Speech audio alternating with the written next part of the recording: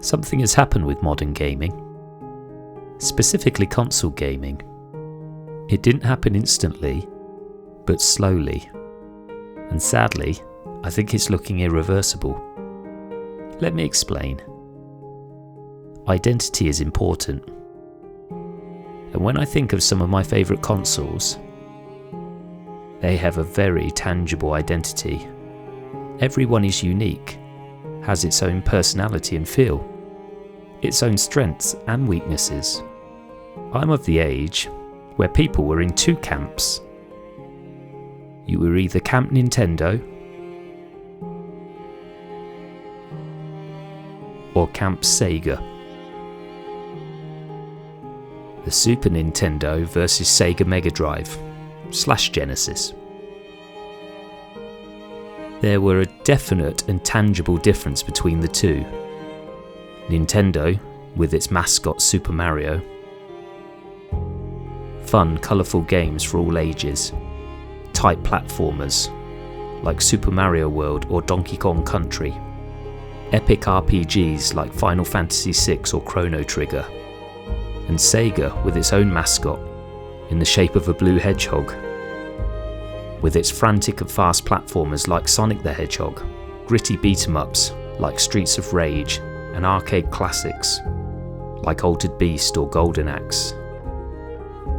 Nintendo felt family-friendly and fun. Sega felt grown-up and modern.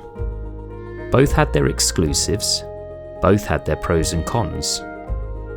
Both were amazing. And that's the reason why we still talk about them to this day. And when I think of consoles like the N64, I think of multiplayer with GoldenEye. I think 3D platforming with Super Mario 64. I think 3D on-rail shooters like Star Fox. I think about quirky controllers, a console with a unique shape and design, and I think of all the colour variants the console came in.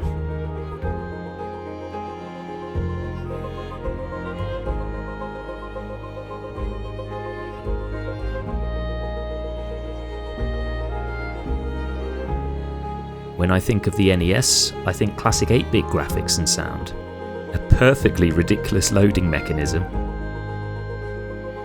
and I think of black box games and sharp-cornered controllers.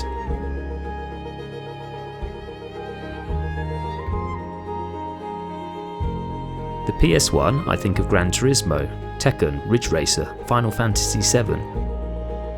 I think of chunky cases and black CD faces, and wobbly 3D environments.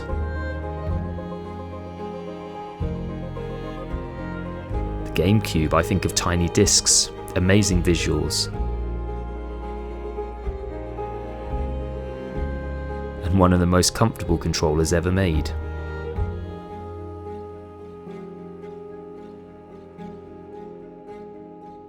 With the PS2, I think about the excitement of its release. I think about the jump up in quality of the games. I think of GTA 3, Metal Solid 2, Call of Duty.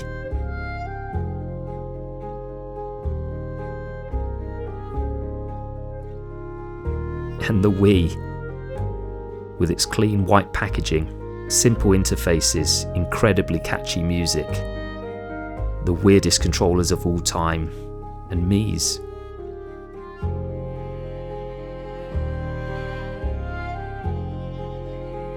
Each and every one of these consoles was and is unique. There was a time where it made sense to own multiple consoles of the same generation. It was easy to justify owning a Wii for its quirky gameplay and family-friendly multiplayer fun, as well as owning a PS3 for its powerhouse graphics and AAA games. It's amazing to think that these two consoles, so different in intent and capabilities, were released under the same console generation. And this goes for other past generations. And there were many exclusive games on each console. If you wanted to play and collect a wide range of franchises, you'd need to buy multiple different consoles. Or if you weren't privileged, you had to decide which franchises and exclusive games were most important to you.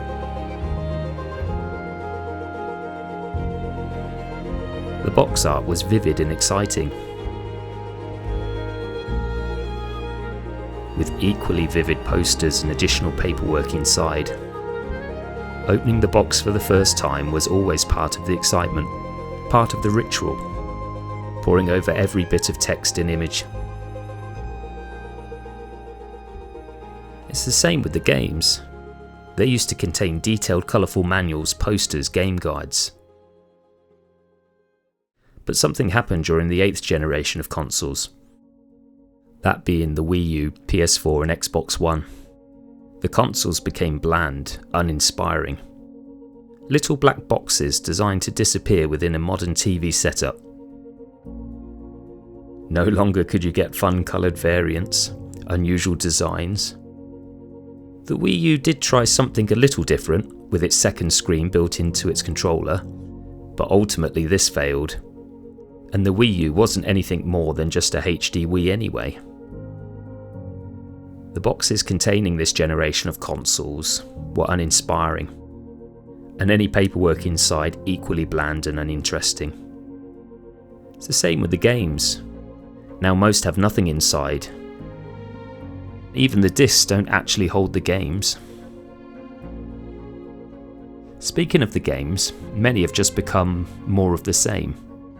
HD remakes and re-releases, new installments in an already tired franchise, many being less fun than what came previously.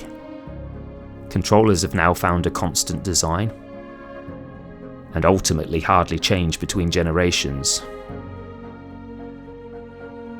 Even the Wii U was using the original Wii controllers for the most part.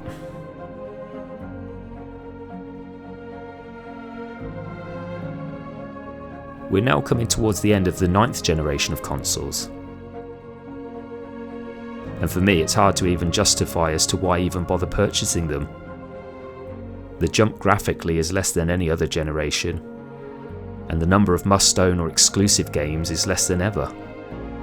Add to this all the usual problems with modern gaming: limited physical releases, with buggy or unfinished games on release, the doing away with physical drives on the console, updates, DLCs, internet-bound gaming experience, no more couch co-op, or any new or exciting innovations.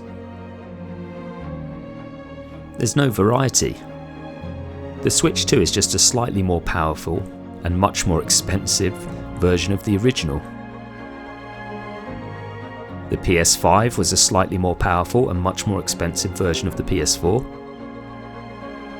And the same with the Xbox Series X, which I actually had to Google, as the name and the console is so uninteresting to me, I forgot what it was even called.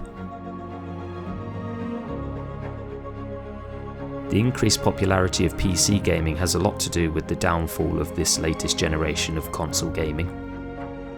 When I was growing up, PCs were expensive, hard to game on, and didn't have the community or services it does now. But with ever more powerful options on PC, with services like Steam, and many console games finding their way onto PC as well, and with the online multiplayer element of modern gaming, PC is an ever-increasing alternative to console gaming. In a world of digitally only content, PC makes sense. Add the games you want to your wishlist and just wait a few months, they're bound to go on sale for very low prices. And PC just seems to lend itself better to digital games, modding, as well as communities and fans keeping older games alive. Will a digital library of games even be playable on a modern console in 10 years' time? I think it's sad to admit, but console gaming might be facing its demise. Maybe I'm just too old. But I remember when console gaming was gaming. There were amazing games and franchises being born every year. There were debates of Sega versus Nintendo, Xbox versus PlayStation. But most importantly, there was choice. But without choice, there is no freedom.